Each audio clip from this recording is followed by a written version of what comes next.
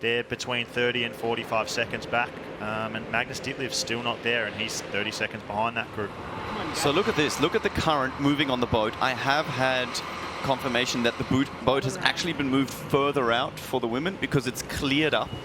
But look at the current that is moving past the boat. You can see Alcatraz in the background there, Jan. They're actually quite a way away from it now. They're about to go. The boat has just stopped. It's been moved into position. It's unusual in this race in that they don't actually get to choose their start position because it's such a narrow ledge and they've all got to get out there. They go in reverse ranking order, so the 20th ranked athlete will be at the far end on the left-hand side of screen. And the women are in the starters' hands now. They could start at any time. It's a little bit precarious. It looks eerie. And it's just so weird seeing them in the full thermals. And we've got all dives, but about 4 didn't. 2 on the right, 1 at the left. Maybe it was 3 again who didn't dive. I saw a fair few people didn't dive. You can see a pack forming straight away. Is it going to make a difference? We know the swim is going to be significantly shorter time-wise, simply because the current is pushing so hard. But yeah, let's see what these conditions are doing out there. We see a stand-up paddleboarder, and he's struggling to balance. I mean, these are professionals, you know, they're professional lifeguards, and it's bouncy out there, it's windy out there. Oh. I think we've been expecting almost to see that light blue cap of Taylor Knibb, but I think she's in around about 3rd-ish place, maybe. Yeah, on the right-hand side of the group. Oh, she's on the right-hand side of the group. So instead, we've got one of the It's pink India caps. Lee leading for sure, I think. I'm pretty sure that's India Lee. Yeah, taking off like a rocket ship up the front. And I think from what she was saying, she is in extremely good swim form. She's been working with a swim coach this year, and her swim times in training have been better than they ever have been in her career. So it does look like her stroke as well. It's not often that like a swim start is exciting in triathlon or looks like this. This is like these shots, we don't see this in triathlon. They're usually the same pontoon swim starts in a lake, but this is just something special, Vicky. But there is a significant gap here for the 3 ladies. And Taylor Knibb so far is not having it all her own way. She might actually have some company at the front. No, again, we were sort of anticipating that Taylor might not see anyone else all day. This is Imogen Simmons, I think. Incredibly interesting. So Imogen Simmons is on a very, very different line to Taylor Knibb, Paula Finlay, and India Lee. But has she found that magical current in the water there? Because it seems like, from the angle that we're seeing, it seems like she's taken the lead. Wow, that current. She's taken the lead by a country mile. She must have found an undercurrent there for sure. That is insane. And that's exactly what Andy Potts was talking about. You've got to find those undercurrents, and if you do, it's huge. Look at the difference that's made in such a short space of time. And yeah, the three ladies were up the front, and now we've got Imogen Simmons leading a T100 swim. I love this. The tide is just a huge factor that's come in and pushed the water out, and it actually looks like yes. Whilst the girls are, they're not even close to aiming for the shore yet. I think Imogen's already running. As you said that, Taylor did seem to just adjust her position a little bit and start heading straight for shore, but maybe she's realised, too late in fact, but maybe she's realised that she's taken slightly the wrong line. Imogen Simmons is known for her IQ, a very smart person, so not actually that surprising to see. Quick look back there, maybe she wasn't expecting to see no one in front of her, and in fact everyone, including Taylor Knibb, behind her at this point. Fortune favours the bold, and we have Imogen Simmons leading the swim. Oh, this is fantastic. And we said it at the top of the show, you know, this is the unique factor about this course, the swim. It can change things in ways that even we didn't predict, you know, and this is definitely one of those. So Taylor Knibb here running in second. Kat Matthews has worked her way up into third through this long transition run. Laura Phillips there right with her, and India Lee. That's a brilliant swim from Laura Phillips as well. Like, she's just another person who's been popped into that front pack, that main pack really. There's only one that probably wouldn't have necessarily expected that, and will be delighted to be in that position so early on in the race. A testament also to the conditions is what you saw Ash Gentle just out of focus. She was shoving some alfoil or some heat foil down her top. Can show you it is cold out here. Slightly wet conditions. Staying warm is going to be a big part of the package as we see Taylor Knibb getting changed, taking off those booties, and anxiously getting out there.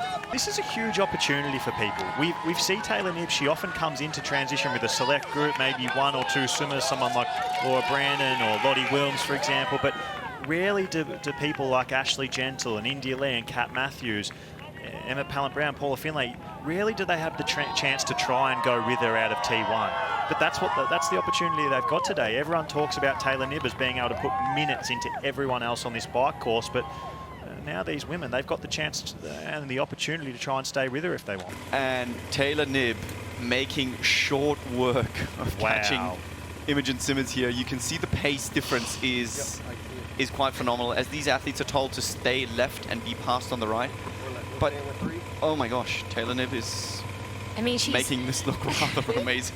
And this is the first time. She's just an exceptional athlete. I don't know if I have enough superlatives to talk about what Taylor Knibb has done. She's still so young, but she has done so much in her young career already. And to be the first person to qualify for this year's Olympics in 2 sports for Team USA is out of this world impressive. Oh no, you're kidding. You're kidding me. Please, not again. She's dropped her chain. Oh. And the chain's back on now. Okay, that was pretty swift. Not ideal, but pretty swift, as we see Laura Philipp round that U-turn. She's just going to overtake her as they get onto the bikes here.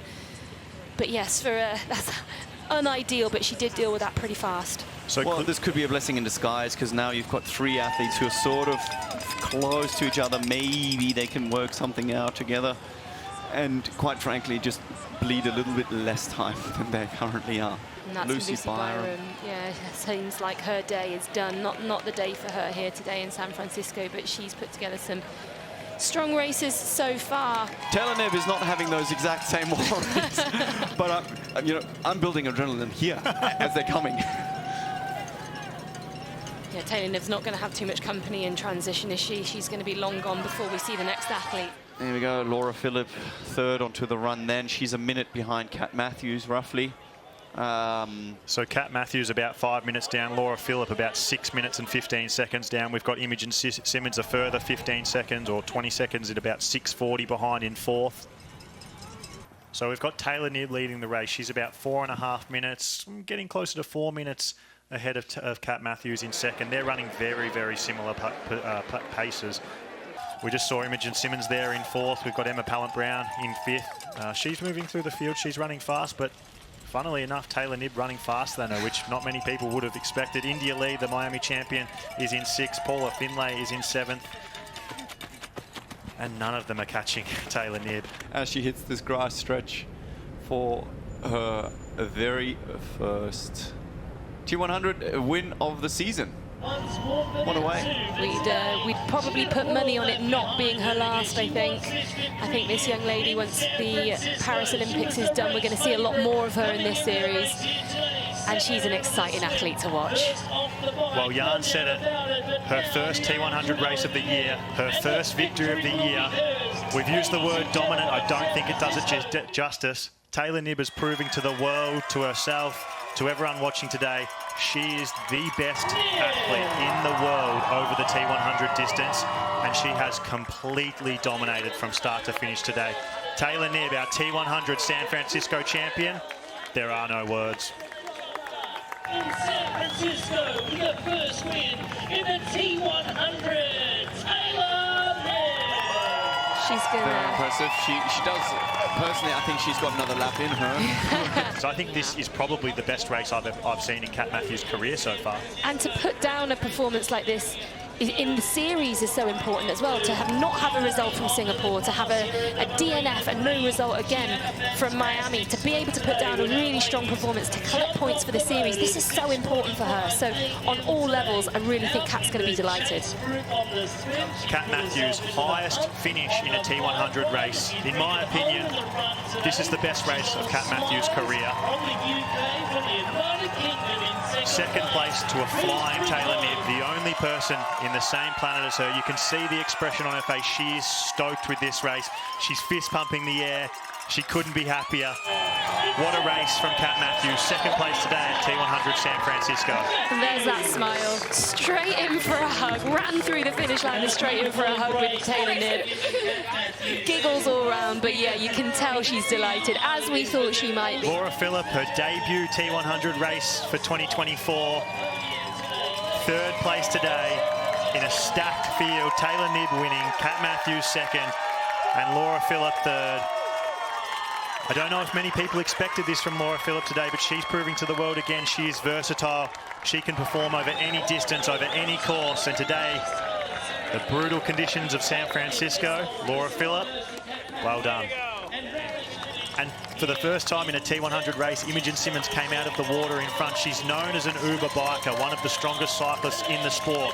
But today, with this run, she's held off the likes of Emma Pallant-Brown, Ashley Gentle, India Lee. And fourth place for Imogen Simmons today is a massive result. She's taking the applause of the crowd and she's loving every minute of this, and so she should. That's a fantastic result for Imogen. Fourth place for Imogen Simmons. Paula Finlay, consistent all day. Put together a really, really controlled, consistent, tactical swim, bike and run, and finishes today in sixth position. And this perhaps one of the stories of the day, as we see the two previous champions from the T100 Tour in 2024. Ashley Gentle in Singapore, the last race on the tour. India Lee, the first race on the tour in Miami. They're going to cross the line in 7th and 8th today, and it does show that the T100 Tour, it's full of surprises. Courses that suit different athletes, climates that suit different athletes, conditions that suit different athletes. The brutal heat and humidity of Singapore, perfect for Ash Gentle. Dominant there today. The cold, brutal, dangerous water and conditions today, not quite for Ash Gentle. 7th place. Indy Lee crossing the line, looks to be in quite a bit of discomfort there, but again, these are all important points for her, so getting to that finish line is incredibly important for her series hopes.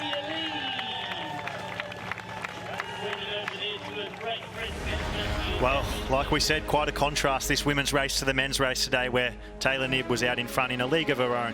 Kat Matthews, really strong. One of the better races of her career. She ended up only 3 minutes and 46 seconds down on Taylor Knibb. You can see the difference in the bike split, though. That was the story of the day. Taylor Knibb came into T1 with everyone else in the swim, but the bike was where she separated. And this course, the bike was probably the big element of it. It really was brutally tough, treacherous, dangerous descents, brutal uphills. It was, yeah, what a show by Taylor Knibb. Laura Philipp, we just heard from, she finished 3rd. Imogen Simmons in 4th, Emma Pallant-Brown in 5th, Paula Finlay 6th, Ashley Gentle, the big story of the day. It was supposed to be Taylor Knibb versus Ashley Gentle, but today Taylor Knibb proved that she's on another level. Indy Lee, she won Miami, she was down there in 8th. Laura Madsen in 9th, and Tamara Jewett with the fastest run of the day in 10th. That's actually a really good save by Tamara Jewett. Yeah, what can we say? The story of the today, Taylor Knibb.